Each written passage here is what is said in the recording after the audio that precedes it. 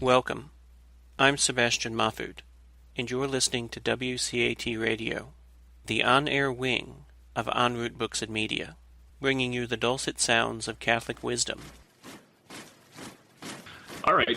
Well, hi, and welcome everybody to another episode of the Examined Life with Phil. We're continuing on with the series on the Problem of Divine Foreknowledge now, and this time I've got Alan Rhoda here with me to give the Open Theist perspective on the Problem of Divine Foreknowledge. Now, Alan has a PhD from Fordham University. He's taught at the University of Notre Dame and the University of Indiana in South Bend. He currently teaches at Marian University, and he also works as a librarian in the at the Christian Theological Seminary. And he's got about 15 professionally published philosophy papers, and about half of those are on open theism, which tells me he's the right guy for us to be talking to. So, how are you doing tonight, Alan? I'm doing just fine, Phil. Good. Yeah, Good. Glad Did to be I mess here. up? Well, thank you. I appreciate you being here. Did I mess up anything about your credentials in the introduction, or did I get it all right? Because sometimes I misspeak there. Sounds good to me. I'll just add, I was a full-time philosopher for close to 7 to 8 years, and then finally had to change careers because, well, job market really stinks in philosophy, and so returned to school, became a librarian. I got a job straight off the bat in that. Job market is not bad in that field. Good deal. And now I'm back to doing philosophy on a part-time basis, which I'm glad to be back in a classroom. Fantastic. Doing that. So life is good. Awesome. Yeah, I've heard that about the job market being good. Every time I go to a conference, we're out eating dinner or something afterwards, people are telling me that, and they're also telling me how lucky I am that, well, I'm married to a doctor, and I don't even make money doing philosophy. I just do this because I enjoy it. And they're like, well, man, you're lucky. If you had to survive on that, oh, it's tough. So, yeah. Okay. Cool. Well, once again, thanks for being here. And something I like to ask everybody who comes on who's trained in philosophy like you are, obviously. I mean, if you taught at Notre Dame, you're trained in philosophy. So I always like to ask the philosophers, what's an odd or interesting philosophical position you hold? Something that if you're at a conference hanging out with other philosophers and you say, yeah, I hold this view, they'll look at you and go, seriously? What? So what's something like that you would hold to that you think you can defend pretty well that other philosophers just don't think much of?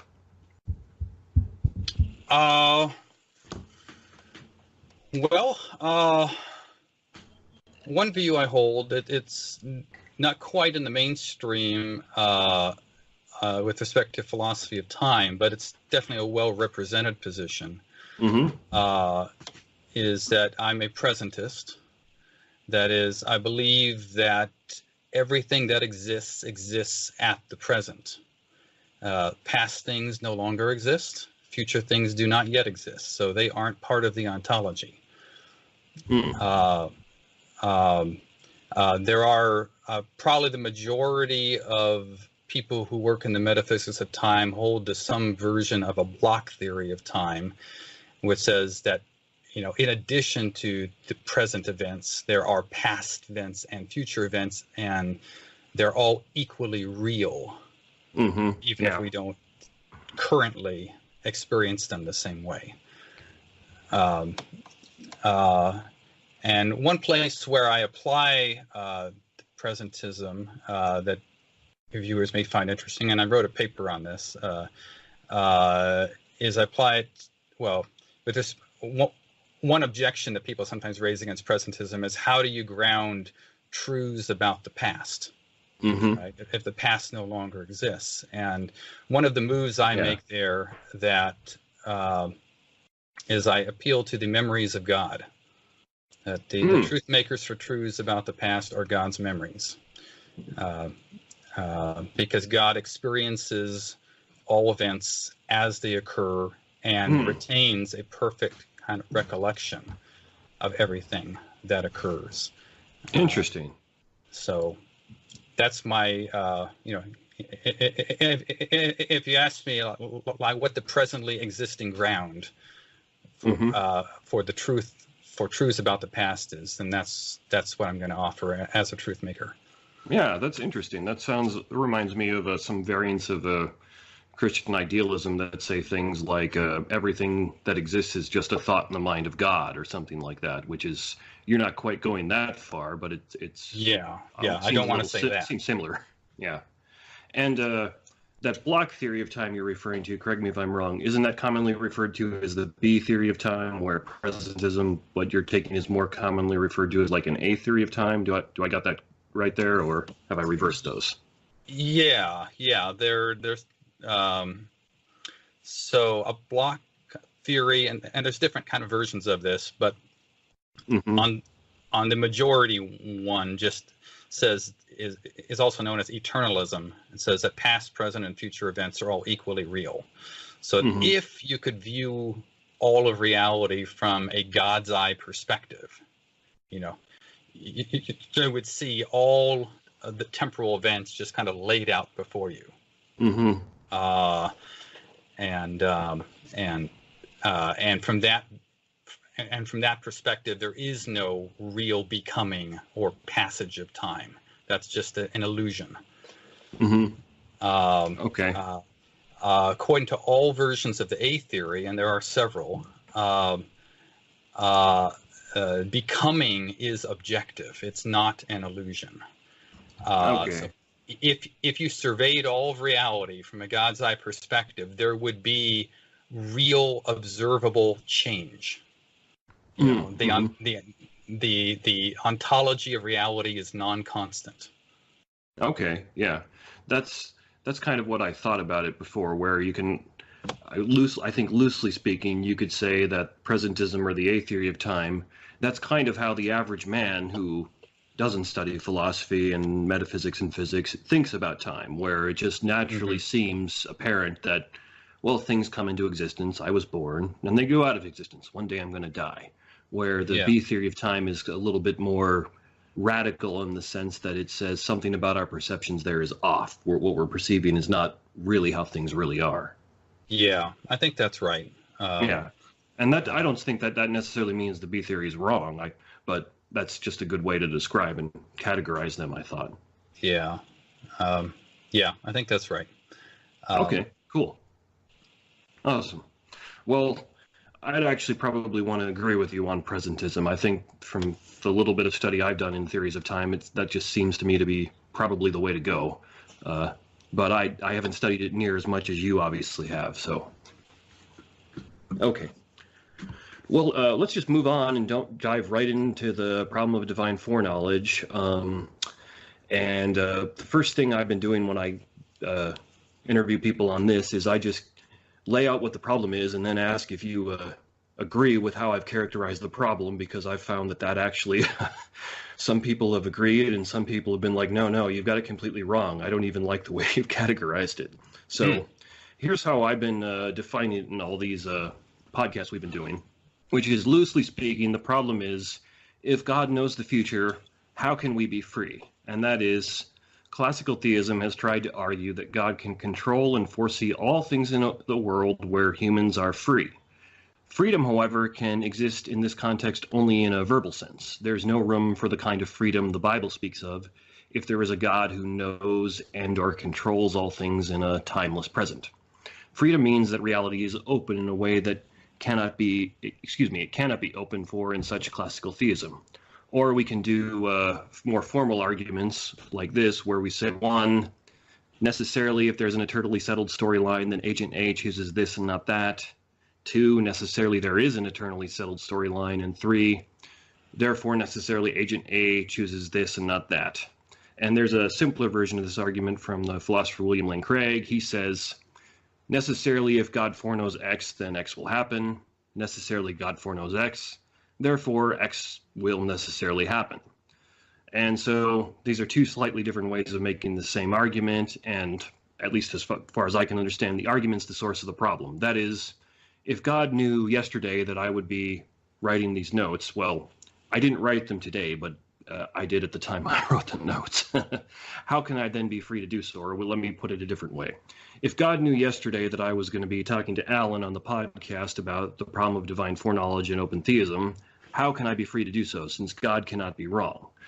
And this is further, I think, complicated by the fact that nearly all of us just kind of have an immediate awareness of being free. That is, that the common intuition is, yeah, we really are free to make choices. There are some people who deny that, but that's not the common intuition. So my first question here to you is, do you think that's a good characterization of this problem of an argument for theological fatalism? And if it's not, can you tell me why? Okay, yeah. I think I believe that excuse me, I have a stutter, so sometimes I kind of trip up on my words. But oh, no problem. I think the way you've laid it out there is a good way to start our to start our discussion. Okay. I would say that the way you frame the problem is partly correct and partly wrong. Okay. One thing that I think is right about it is it represents the argument as a valid argument, right? The form of it is essentially that if it's necessarily the case that if P then Q, and it's necessarily the case that P, then it's necessarily the case that Q.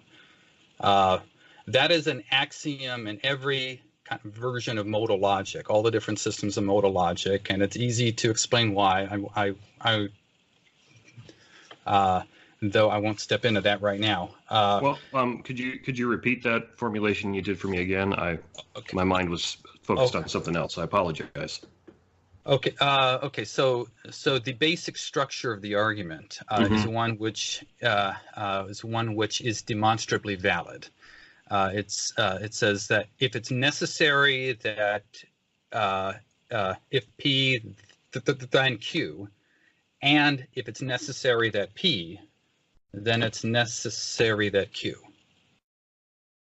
Right. Okay. That's thanks. I got it this time. Yeah. Okay. And I think that that's important because it's often claimed by people who want to dismiss the problem of divine foreknowledge that the problem is guilty of some sort of a modal error, and namely the problem of conflating the necessity of a conditional with the necessity of the consequent of the conditional. And I think that's a mistaken way of understanding the problem. That winds up dismissing it without truly understanding it. Okay. All right. So that's good. Where I think your way of framing it isn't adequate is that you leave the notion of necessity undefined. Oh, okay, yeah. And that is problematic because there are lots of types of necessity. Yes. You know, we speak of logical necessity, we can speak of metaphysical necessity, of causal necessity, or moral necessity, and so on. These are not equivalent. Yes. And it matters because if you frame the argument using a stronger notion of necessity, then the argument needs to have the conclusion that we don't have free will, then you make it easier to refute than it should be, right? You know, so for example, if you run the argument using the notion of logical or metaphysical necessity, then it makes it easy to reject the second of the premises, because you say, well, it's not necessarily the case that God, not necessarily the case that God had this kind of foreknowledge, because you could say, you know, God could have chosen not to create a world at all. And then God wouldn't have, have had any of that knowledge, or God could have created a different sort of world. You could have created a world where you and I talked tomorrow instead of today or something like that. Yeah. Yeah. I see your point. Mm-hmm. So it's important for us to define the relevant sort of necessity so that it's strong enough to yield a conclusion that is at odds with human freedom, but no stronger than that. Okay, I like that. That's a very good point. I understand what you're saying. I wrote my master's thesis on the modal ontological argument, which deals with necessity, and I can think of at least 3 different kinds of necessity that were relevant just for that, and you listed 4 or 5. So yeah, I take your point there. That's a very good point. Okay. So what types of necessity do you think we should be working with or talking about in this regard then?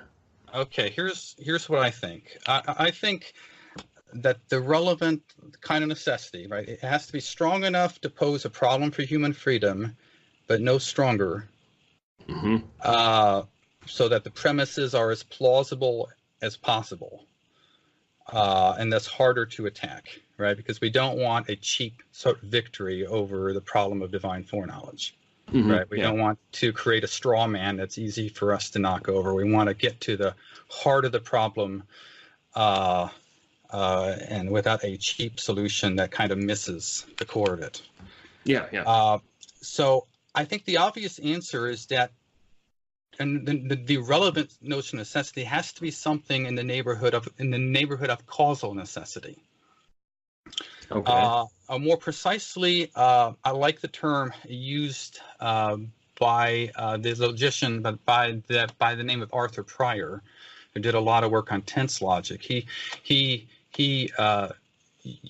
used the notion of now unpreventability. Now unpreventability. Yeah. Okay. And the way I would cash that out, to say that an event, such as, say, you're making a certain choice, is now unpreventable, is to say that you make that choice in every future that is causally possible, right? That is every continuation of events that stems off from the actual past and present that is causally possible is one in which you make that very choice.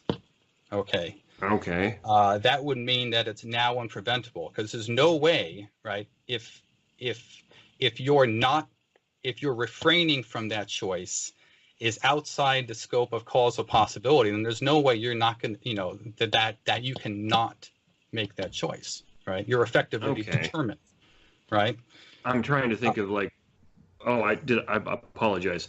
I didn't mean to interrupt you. I was trying to think of something that might be like an example of that. So would it be like if I got pushed off a cliff that was like 600 feet tall, could we then kind of say it's at that point unpreventable that I'm going to hit the ground and die? I mean, maybe you can imagine some wacky scenarios where like somebody with a jetpack swoops through and grabs me, but that's not going to happen. It's at that point. At that point, I'm going to hit the ground and die, because that's what happens at that. And so you would then want to take that and apply it to our choices, like whether or not I have a cup of coffee tomorrow. Well, maybe there reaches a point in some sense or whatever where it's unpreventable that I'm going to drink my cup of coffee tomorrow morning. Do I got that about right? Okay. Yeah, like we could suppose that, I don't drink a lot of coffee. In fact, hardly ever do. It's not a habit I ever developed. But my wife, on the other hand, she drinks coffee every day. She kind of needs it to wake up in the morning. Now, we could imagine a person who, at some point in their life, they have no inclination toward coffee or against it. You might suppose that they are perfectly free to take or not take coffee. But later in their life, say they become a true addict, they need it, or they just feel kind of miserable throughout the day. For a person who's in that state of mind, somebody offers them a cup of coffee and, to say, are they free to turn this down? Maybe not. It might be now unpreventable at that point past habits, life, even if earlier in their life they could have easily turned it away, because they didn't. because they weren't yet an addict. Yeah. Maybe Maybe you should have answered my earlier question about odd philosophical beliefs in as far as other philosophers as not liking coffee, because it seems like almost all the philosophers I meet are crazy about coffee. I remember one conference I was at where the line at the coffee shop in the hotel was like 60 people long. So yeah. Well, I suppose I could have mentioned that, though. I didn't think of that as a philosophical belief. So no, I wouldn't be inclined to normally think of it that way either. But yeah. Okay. All right. So please continue. Please continue. Okay. So if we understand necessity as now unpreventability, or as the view that in all of the causally possible futures, this occurs. To say that something is necessary in that sense is not to say that it's logically necessary or that it's metaphysically necessary, and it's not to claim that it always has been causally necessary. It's just to say that it's no longer within the scope of causal possibility for it not to occur. Okay. And I think that's a strong enough notion of necessity to pose a problem for anyone who holds to a libertarian view of human freedom, right? And so it's strong enough to make the problem of foreknowledge worrisome, but not too strong to make it easy to dismiss or attack. So okay. That's the notion I'd like to work with. If I could restate the problem in my own terms. Yeah, please do. Please do. Okay. I think when you boil any argument for fatalism, and the problem of divine type foreknowledge is one such argument. If you try to reduce it to its core, you find that any argument for fatalism that is valid is going to need to have two kind of substantive assumptions. Okay. And only two. The first is you have to posit the existence of something that I refer to as a future specifier, which is something that serves to single out or to identify one of the causally one of the causally possible futures as the actual future. Okay. Right? There's something that serves to pick that out. So like on the traditional view of God's knowledge, it's been held that God knows which continuation of events is going to occur in all of its detail. There is one specific continuation that is, the actual future known to God.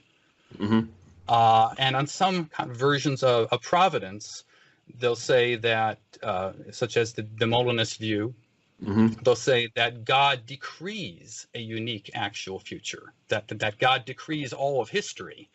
And so within God's decree, there is a future specifier, right? It specifies which of the available continuations of history from now to the end of time is the actual one, okay? Now, that's not enough to get you to a fatalistic conclusion.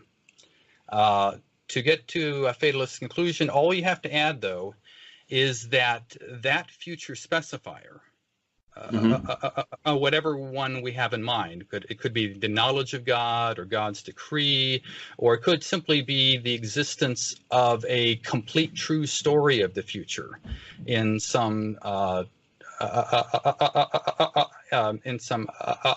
Platonic type realm, Okay. You don't even have to have a God in the picture to make this work as an argument for fatalism. Or it could be a system of the system of causation that is deterministic, right? That would be enough to specify which future occurs, because it means there's really only one future that is causally possible, right? Or it could be an eternalist or a block type model of time, an ontologically specified future, right? Okay. If all future events exist, then the mere existence of those events serves to specify, the actual future. Yeah, okay? That was one of the reasons why I am suspicious of that view of time. Okay, yeah. Yeah. That makes sense.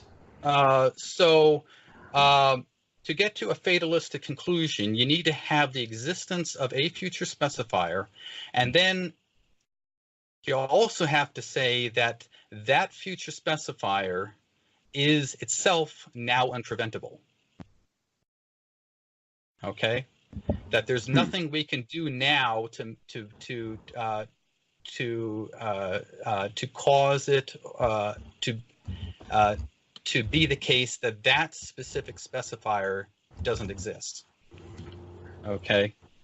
So the way I would state the problem of foreknowledge, or in general the problem of fatalism, is something like this. It's now unpreventably the case that if this type of future specifier exists, or then this particular event occurs in the future. Oh, okay. And it's now unpreventably the case that this future specifier exists. So it's now unpreventably the case that this event occurs in the future.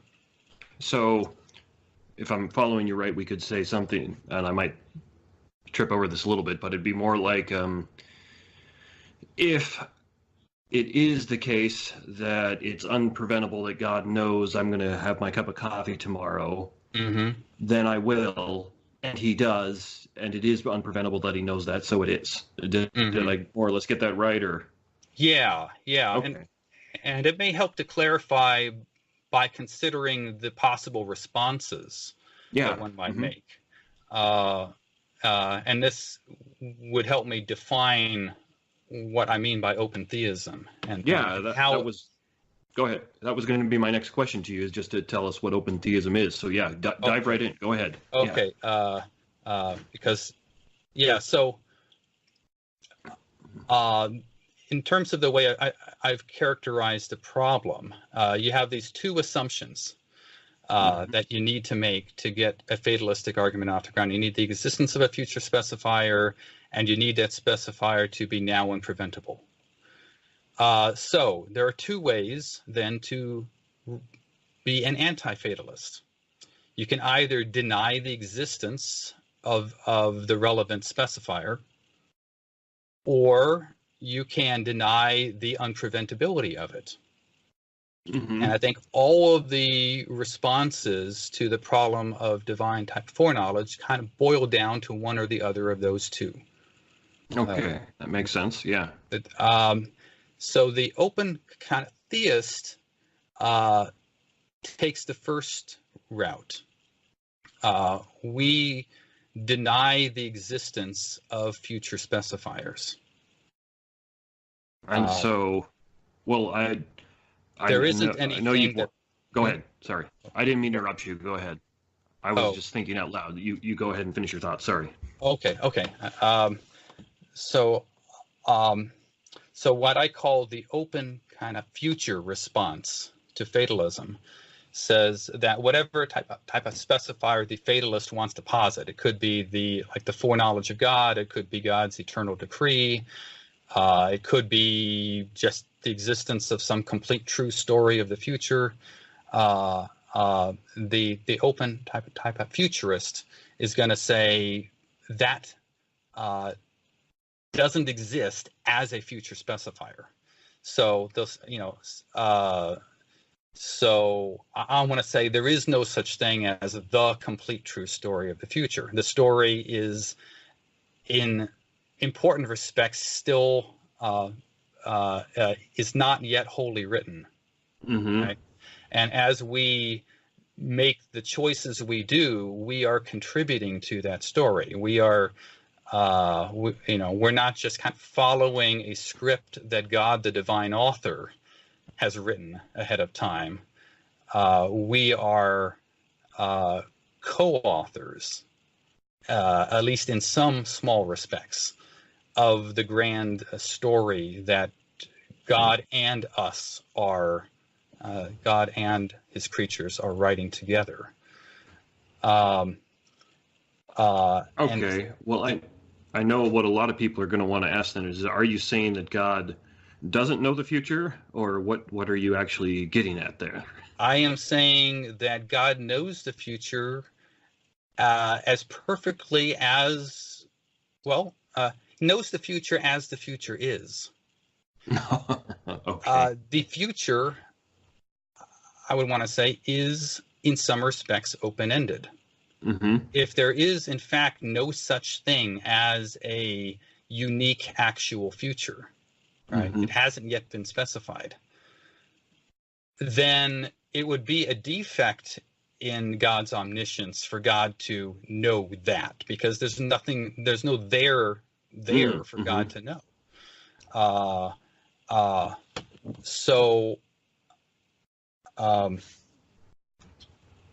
Yeah. Okay, so if I understood you right, what you're saying is the future does not exist yet. I mean, in tomorrow, which is the future now, it will exist. But because it doesn't exist yet, then it's not there for God to know. So I'm sure you would affirm that God's omniscient, but he can't know things that aren't there to know because there's nothing there.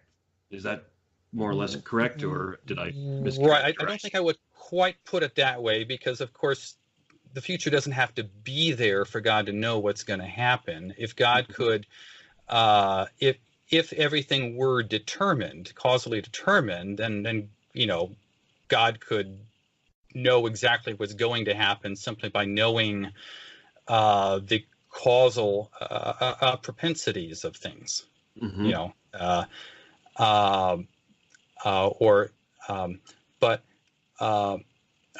But then we'd have a future specifier, right? In the causal type matrix of reality, there would be something that specifies exactly how the future is going to go.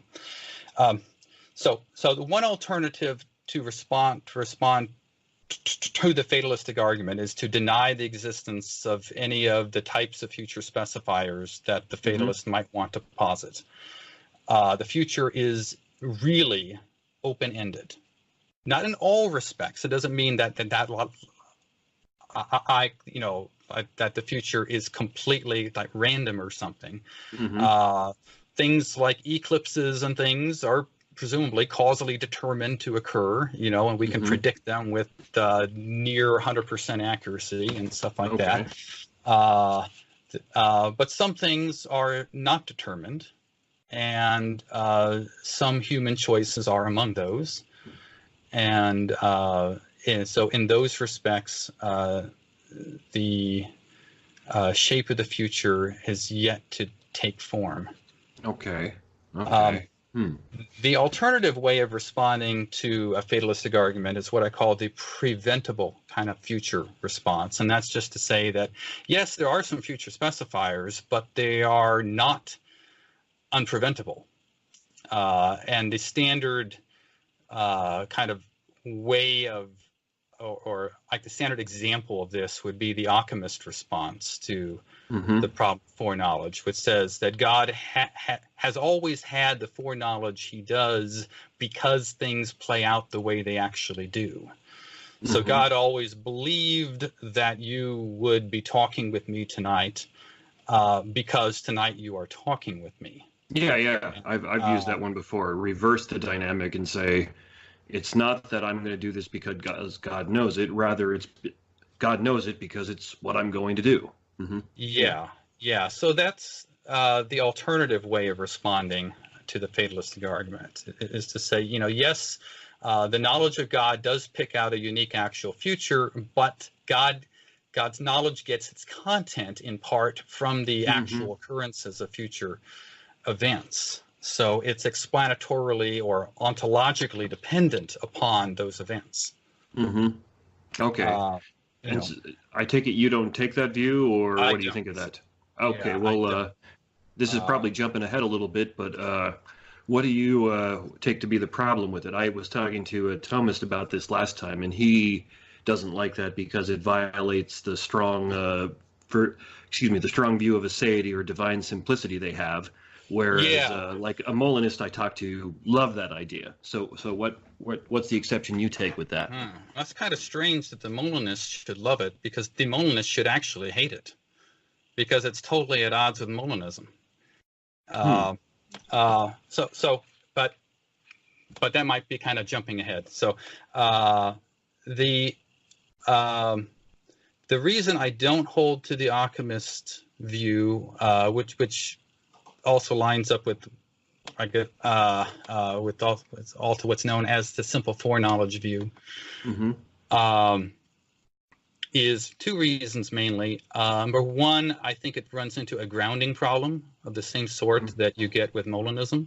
You ask yourselves, in virtue of what is it true that, and then we refer to something in the future, that tomorrow you freely, I don't know, refrain from drinking coffee. That's possible. Which is not likely, but yeah. But if we suppose that's within the realm of causal possibility for you, then we have a problem. If there are multiple kinds of causally types, future, or if there are multiple causally possible futures, did I say that right? Multiple causally possible futures. And there are some in which you drink your coffee tomorrow and some in which you don't. Then what could make it true? What could ground the truth now? That you will drink coffee tomorrow. It can't be anything in the past and present, because we're supposing that the future is not determined in that respect, right? But the future, but we can't. But if we're taking anything like a presentist ontology of time or something, well, the future event doesn't yet exist. You haven't yet had your coffee.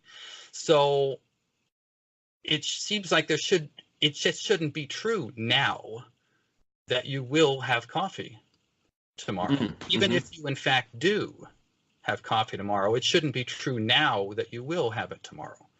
I see. Okay. So, at least I think I do, but yeah. So I think the Occamist, or the proponent of the preventable type of future response there, runs into a grounding problem. They're going to have to. I think their best bet to try to deal with that is to adopt something like a block ontology of time, but that runs into its own issues with respect to future contingency and free will that I would want to press at that point. The other type of objection I have is I think it is one of kind of explanatory coherence. I think it leads to something like a kind of backwards type of causation. That you're making, the choice to have your coffee tomorrow is what brings about in the infinite past, or at the start of time, God's having always believed that you were going to have coffee on that date. And that strikes me as metaphysically implausible in truth. I don't think explanation can work that way, especially if we're talking about an event that isn't part of the ontology. It can't cause anything. It's not there. Right? The choice hasn't been made yet. It's not real. So it can't it seems to me, have caused or have kind of brought about God's always having believed a certain way. Okay. That gets the whole the natural order of time and causation kind of backwards. Okay. Well, I have one question for you about that then. Do you think that you can have causation sans time? That is, there can be causation that occurs without time? Or is that, and I know that can be a very difficult question, so, but it seems so relevant to what you're just saying there, so. I think you can have relations of ontological dependence that are non-temporal. Okay. Well, what I had in mind there was oh, go ahead. Finish your thought. I apologize. But I wouldn't call. I don't like to think of that as causation, because when I think of causation, I think the core notion behind causation is some kind of becoming. As the Thomist would say, some kind of reduction of act, or a reduction of potency to act. There's something that changes. And I think without change, you don't have what I would want to call causation. I would prefer to reserve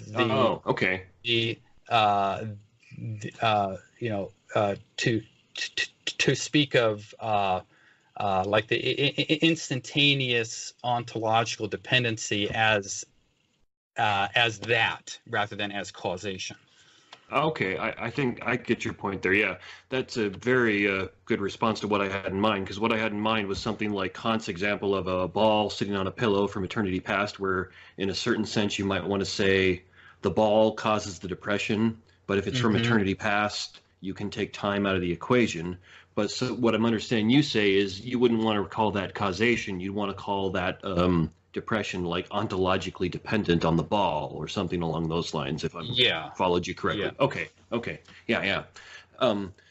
I just thought that was relevant, because if you're going to say that you don't want to have backwards causation like that, well, going to backwards causation is a step further than causation sans time. But if we can get to causation sans time, that almost seems to me like at least a step somewhat in that direction. But okay, I see what you're getting at there. Yeah. So ultimately, I reject the alchemist solution, because I think it runs into metaphysical type problems, namely ones of grounding and and explanatory type of sequence, explanatory sequencing that I think gets it backwards. Okay. Puts the explanatory cart before the horse, and things just don't work that way. Okay. All right. Well, is that all you had to say about that? Are you ready to move on to the next question, or? Let me see. The question. Let me try to figure out where we were at. So, okay. So the question had to do with open theism, right? Yeah. What is open theism? So let me just return to that and kind of sum up. Okay, that's a good idea. How I would define that. So open theism, to my mind, is a view, well, of course, it's a version of theism, so we affirm the existence of God. We affirm the existence of God of what I like to call a broadly kind of classical sort. Exactly what means by classical theism is somewhat debated, but not the classical theism of high Thomism or something like that. But they have a very unique conception in many senses. So, but we believe that God created the world ex nihilo, and that God can unilaterally intervene in the world as he pleases. We believe that God is unqualifiedly omniscient, omnipotent, omnibenevolent. If you're a Christian open theist like myself, you want to add that God is a triune and things like that. And but that's not essential to be an open theist, to be a Christian open theist. But I didn't know there were non-Christian open theists. That's interesting. Yeah. Okay. One of the there's a medieval one of the Jewish philosophers in the Middle Ages who's fairly well known.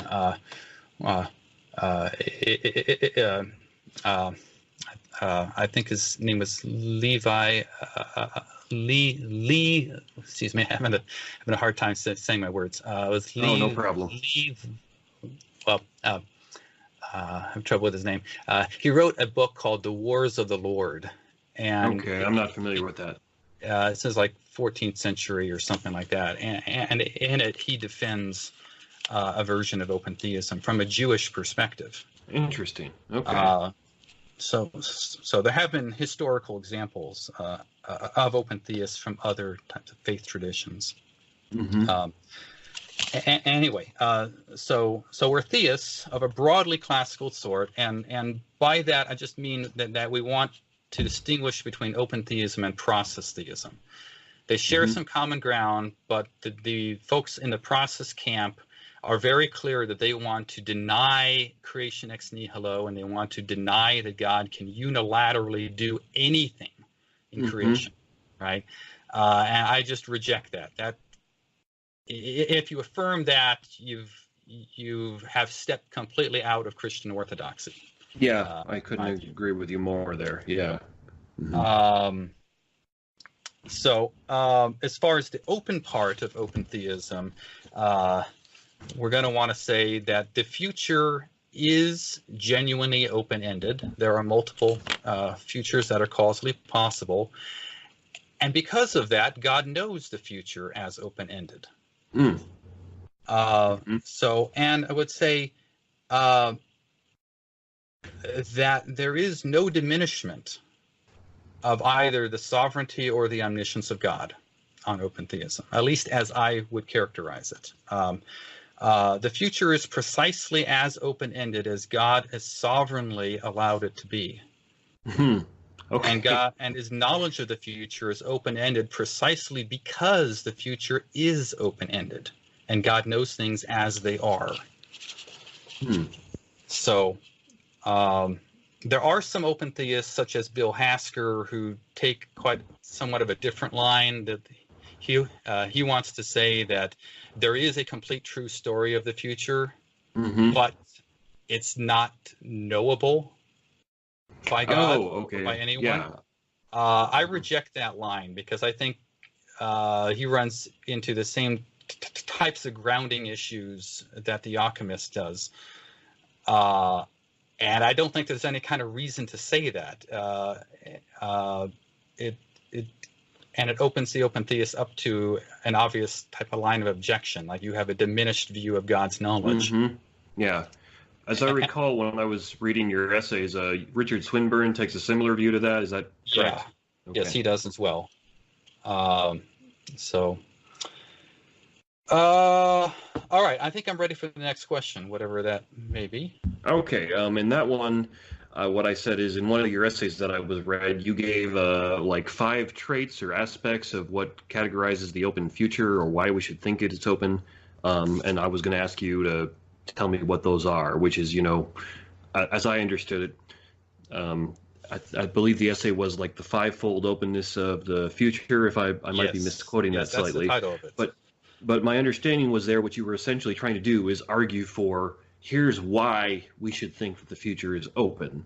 And obviously, it seems to me anyway, if you're going to be an open theist, that's a very good place to start. So why do you think the future is open? Okay. Yes. So in that paper, again, like the title of it was The 5-Fold Openness of the Future.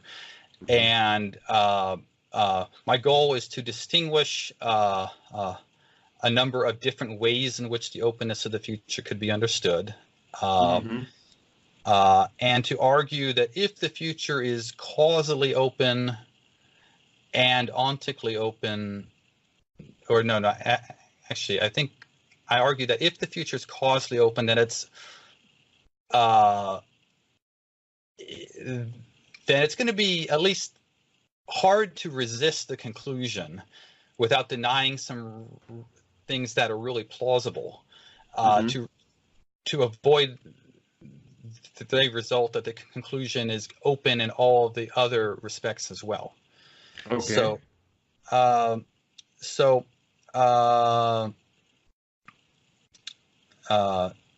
for example,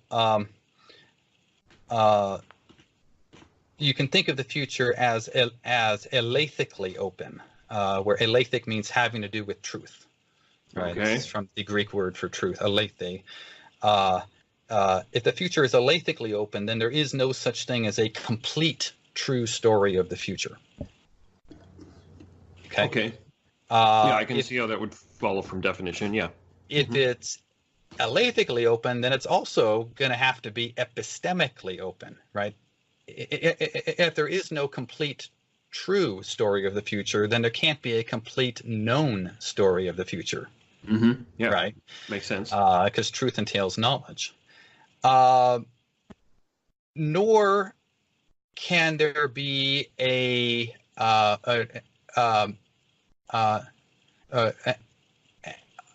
and the future is aleithically open, then it's also got to be providentially open, at least if we grant the existence of God, because there can't be a complete, efficaciously decreed story of the future, right? God doesn't will the history of the world with a complete sort of timeline on that if the future is providentially open. Related to this is the notion that it's causally open. I think that's right. I think anyone who affirms a libertarian type of view of freedom is going to have to say that at the very least. At least in some sense or other, yeah. I would say so. It's not completely causally determined, right? Mm-hmm. And the ontic openness has to do with, do future events exist or not? Are they part of the ontology? So I argue that if the future is causally open, then it's going to have to be open in all the other respects. And so if you're on board with causal openness, then you really should be an open theist and be a full-fledged open futurist. Okay, so if I'm understanding you right, then the basis for it is thinking the future is causally open, and then all the rest seems to follow from that. Is that right? Yeah. Okay. Okay. You do need to make some substantive assumptions along the way, but I think they're all extremely plausible ones, such as the assumption that truth kind of supervenes on being, and that knowledge entails truth, and that God is fully acquainted with all of reality, and things like that, which are things that most of us would want to affirm anyway. Yeah, I can think of several other philosophical traditions that would want to argue against open theism that affirm all those things. So yeah, absolutely. Yeah, so my contention would be if you drill down into the details, at some point you're going to find those traditions in an inconsistency with themselves. Or they're going to have to deny something that, one of those extra assumptions that really strike most of us as quite plausible. And so they're going to have to bite a bullet there. That may be a pretty hard pill to swallow. So, I think Molinists and Occamists at the end of the day have a grounding problem. And so I think they ultimately have to deny that truth supervenes on being, or they have to pay it lip service while denying it in practice. Oh, interesting. Okay, yeah, I'm looking forward to that when we get to Molinism then, because, okay, interesting. Yeah, because I was, as you were going through that, I was trying to think of an objection, and the only one I could really come up with is the Occamist one you mentioned earlier, where I'm like, well, let's just flip it. But since you've already responded to that, we'll just kind of move on. Okay.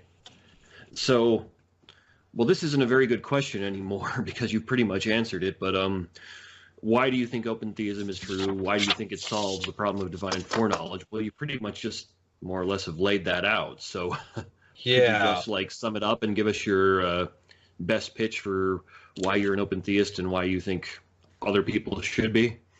I have a fair amount to say here, and Good. it may kind of touch on some of what you hope to get to as your later questions. So I may be jumping the gun on some things, but that's okay. So one point I would offer in favor of open theism, I would say it solves the problem of divine foreknowledge. It solves it by denying the existence of the future specifier that is necessary to give rise to the problem. Mm-hmm. I would add to that I think all the other models of divine providence in one way or another either fail to solve the problem or create a lot of other problems elsewhere. Oh, okay. So maybe you want to talk about my objections to those views kind of later. So I can kind of table all that for now if you'd prefer me to move on. Yeah, I'd like that. I'll just comment that I like that response, in that I've heard that from the gentleman who I interviewed about Molinism, where he said he adopts Molinism for much the same reason you just did, where he said, I looked at all the views, and this one makes the most sense to me and seems to have the least problems.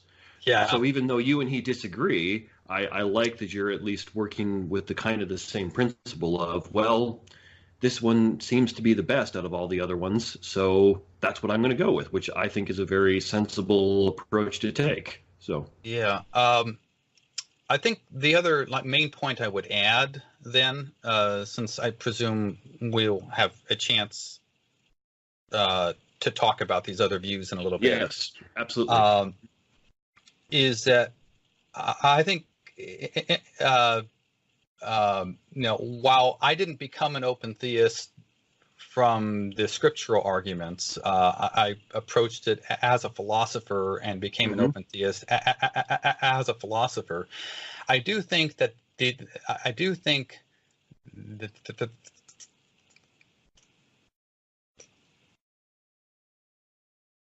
the scriptural case for open theism is quite respectable. Okay.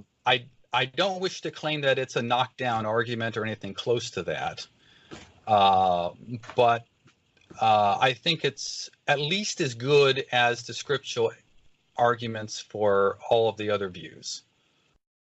So I think it's at least on par with its competitors with respect to the scriptural data, and arguably superior compared to some of them. And I'll just mention, though this may come up again in our discussion, but there's a lot of passages in the Old and New Testament that suggest that God operates with contingency plans. Well, that's where I'm breaking up Alan and I's discussion, as is usually the case with these podcasts on the problem of divine foreknowledge. We went about 2 hours rather than 1. However, this time, instead of me just deciding when to break it up, we actually got broken up by storms. A bunch of tornado warnings came through the night we were doing this, and I actually had to get off the connection with Alan, and my family and I went to the middle of our house and sat there for about an hour and a half waiting for the storms to pass. And it just naturally worked out that it was right at about 55 minutes or so when this happened, so that was a good split. And then after that was done, I went back upstairs to the computer, reestablished the connection with Alan, and we kept going. So next week I'll play the next part of that. And my thanks to Alan for sticking with me through the bad night of storms and being willing to stay up so late to finish the podcast, because it was very late when we got done with it, where he was at especially. He's in a different time zone than I am. So my thanks again to him for doing that. Now, in the meantime, I thought I'd go ahead and share some feedback that I'd been getting on the podcast here. A while back, I got an email from Hugh on the podcast I did with Ben on the modal ontological argument, and I'm just going to read a truncated version of his email he sent here. He said, I was wondering if you thought a successful modal argument could be run for other necessary truths, like that of mathematics or maybe morality. And he gives the example of Goldbach's conjecture, which is a math theory where he says, 1, possibly Goldbach's conjecture is true. 2, therefore Goldbach's conjecture is true. Or 1, possibly utilitarianism, which is a certain type of ethical theory, is right. 2, therefore utilitarianism is right. He says, in these parodies, it seems to me that no one would accept the premise unless they already accept the conclusion. I'm inclined to say the conclusion of the MOA is prior in order of knowing compared to the premise. That is to say, we first accept the conclusion before we accept the premise of the MOA. This is unintuitive because the possibility premise seems weaker because it's only talking about some possible world instead of every possible world. But I draw an analogy with mathematics. Is it possible that 587 times 789 equals 463,143? To answer this, I look at my calculator and confirm the conclusion in order to confirm the premise. So the conclusion is epistemically prior to the premise, i.e. 587 times 789 equals 463,143 is epistemically prior to possibly the same. I think the same happens with the MOA, which makes it question-begging, since we should believe the conclusion in order to believe the premise. I'm interested in what you think here. And I wrote a response to him in which I said the short answer is that I think it's yes to the first example, that is of math, and no to the second. And the reason why is it seems to me to intuitively make sense to say that every math equation is either true or false. Thus, if math and numbers really are necessary, and some philosophers have argued they are, and that's a kind of a disputed question that gets very deep, but all you really need to know is that some metaphysicians have said math and numbers are necessary in a similar sense to how the ontological argument says that God is necessary.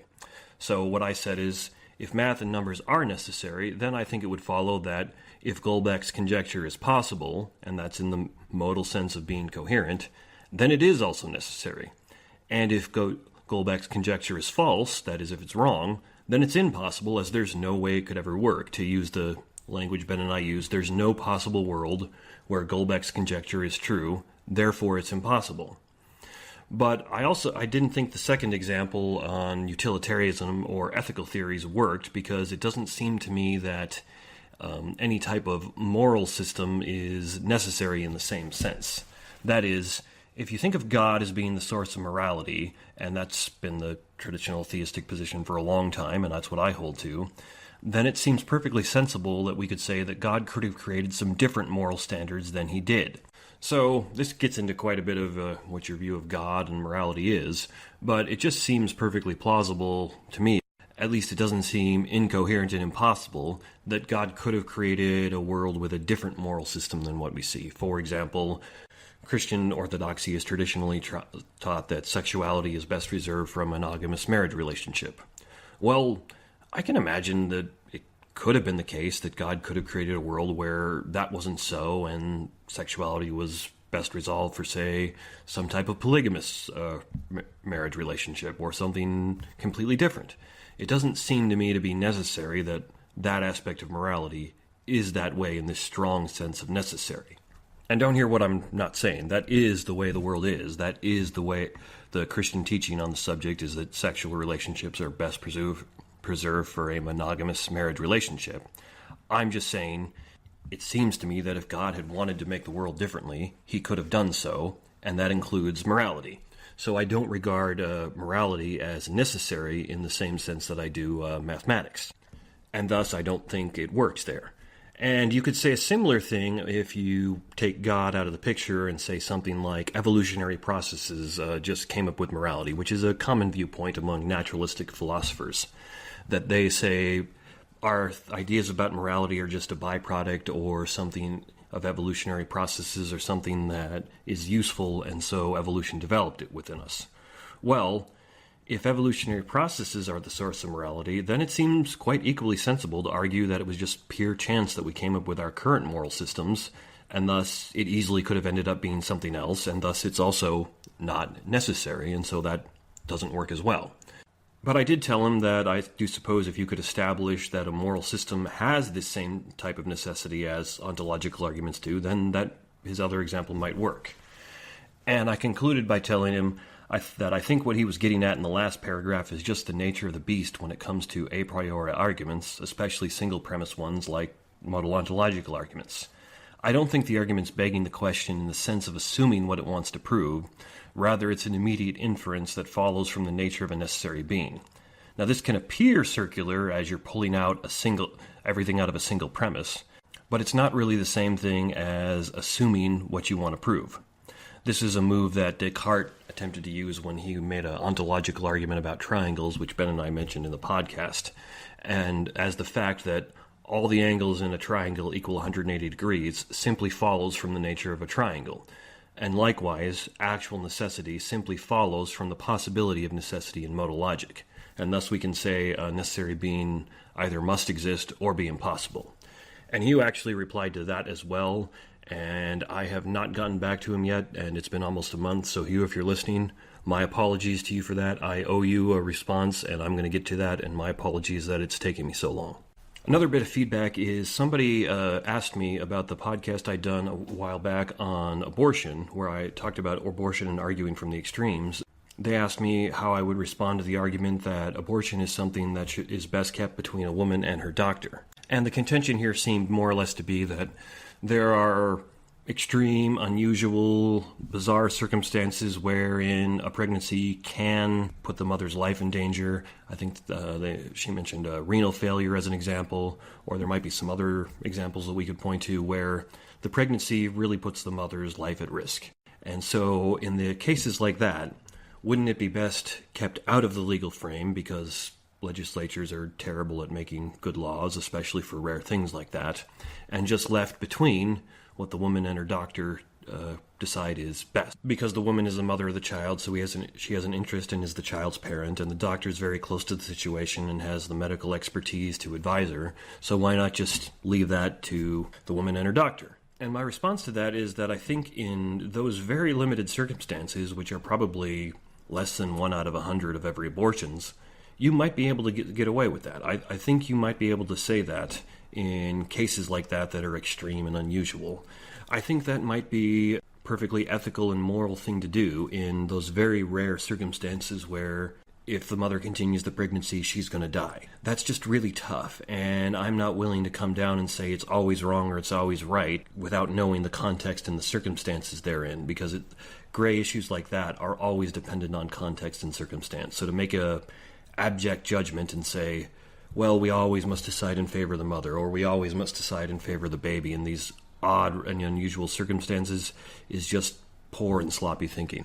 But more importantly, we're only talking about less than 1% of the abortions when we're talking about situations like that. It still is the case that 99% of abortions that occur in America, or if you think the statistics are a little off, say 90 or 95%, these abortions are nothing but murder for convenience. That's all they are.